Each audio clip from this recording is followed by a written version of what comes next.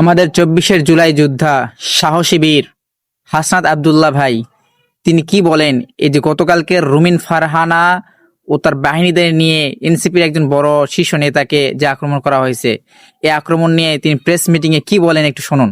আমরা আজকে যে ন্যাক্কারজনক যে ঘটনাটির পুরো বাংলাদেশ যেটি সাক্ষী হয়েছে, এটি মূলত হচ্ছে আগামী নির্বাচন কেমন হতে পারে এবং সেই এই নির্বাচনের ভূমিকা, নির্বাচন কমিশনের ভূমিকা কি হবে এবং আগামী নির্বাচনে বিএনপি কি ভূমিকা রাখবে এবং পুলিশ কি দর্শকের ভূমিকা রাখবে, কি ভূমিকা পালন করবে, সেটির আজকে প্রমাণ হয়ে গিয়েছে।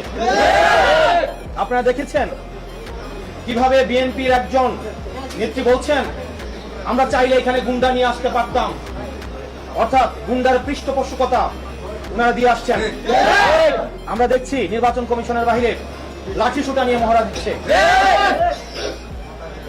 নির্বাচন কমিশন, প্রধান নির্বাচন কমিশনের অফিসের যদি এই অবস্থা হয়, সারা বাংলাদেশে এই বিএনপির যারা রয়েছে এই গুন্ডাদের পৃষ্ঠপোষকতা দিচ্ছে, তারা কিভাবে ভোট কেন্দ্র দখল করবে সেটির আজকে হচ্ছে টেস্ট ম্যাচ হয়ে গিয়েছে।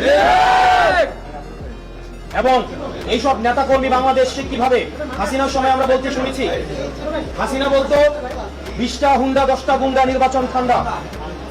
আর আজকে রুমিন ফারহানা যিনি হাসিনার কাছে ফ্ল্যাটের জন্য আবেদন করেছেন, যিনি হাসিনার পতনে সবচেয়ে বেশি আমার মনে হয় কষ্ট পেয়েছেন, সবচেয়ে বেশি কষ্ট পেয়েছেন, তিনি হচ্ছেন রুমিন ফারহানা। ভাই রে ভাই, নেতা হলে এমন নেতা হতে হয়, বুঝতে পারছেন? আসলে হাসনাত আবদুল্লাহ একজন বীর, তার সাহসী অন্যরকম, তিনি একজন নেতার মতো নেতা। আপনারা কি বলেন কমেন্টে জানাই দেন।